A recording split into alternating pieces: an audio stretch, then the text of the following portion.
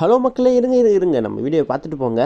இங்கே பாருங்கள், இன்றைக்கி நாங்கள் கடையில் ஃப்ரைட் ரைஸ் வாங்கியிருக்கோம்.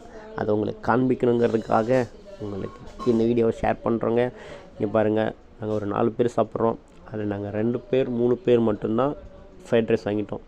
இன்னொரு அண்ணா என்ன பண்ணிட்டாருன்னா, அடேங்கப்பா எனக்கு அந்த சாப்பாடெலாம் வேண்டாம்டா சாமி, நீங்கள் எனக்கு தோசையும் பரோட்டா என்னவாங்கன்னு சொன்னாங்க. சரின்னு சொல்லி அவங்களுக்கு தோசையும் பரோட்டா வாங்கிட்டு வந்தாச்சு. இங்கே பாருங்கள், இதான் இப்போ தான் என்னுடைய இலையில கொட்டிகிட்ருக்கேன். எங்கே பார்க்க அரிசி பார்த்தீங்கன்னா ரொம்ப நீட்டாக இருக்குங்க.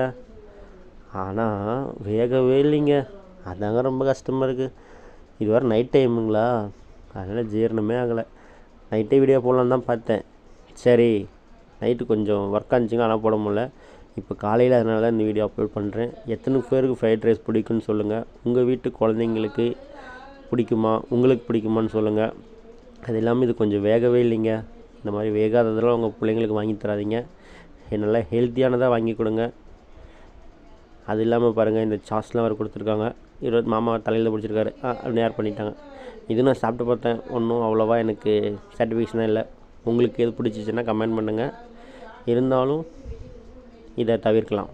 ஓகே, தேங்க்யூ, பாய்.